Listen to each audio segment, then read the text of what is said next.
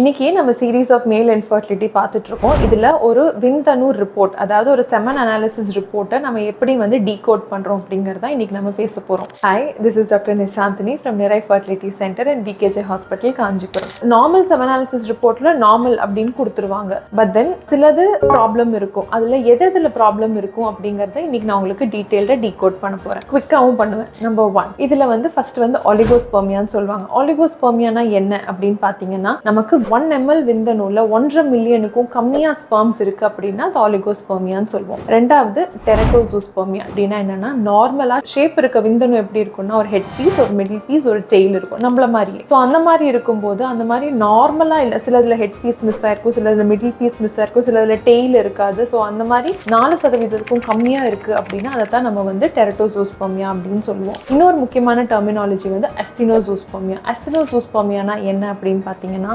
Motility of the sperms, அதாவது போற விந்தணுக்கள், வேகமா போற விந்தணுக்களோ ஸ்லோவா போற விந்தணுக்களோ அந்த மொட்டிலிட்டி ஆஃப் த ஸ்பெர்ம்ஸ் ரொம்ப கம்மியா இருக்கும், 40% கம்மியா இருக்கு அப்படின்னா அதை தான் நம்ம அஸ்தினோசூஸ்பெர்மியா அப்படின்னு சொல்லுவோம். பட் சம்டைம்ஸ் இது சிங்கிளா வராது. 1, 2 and 3 மூணுமே கம்பைண்டா இருக்கிறதுக்கான வாய்ப்புகள் கொஞ்சம் ஜாஸ்தியா இருக்கு. ஸோ அந்த மாதிரி இருக்கும்போது நம்ம அதுக்கு ட்ரீட்மெண்ட் ஆப்ஷன்ஸ் என்னென்ன பண்ணணும் அப்படிங்கிறத நான் நெக்ஸ்ட் வீடியோல சொல்றேன்.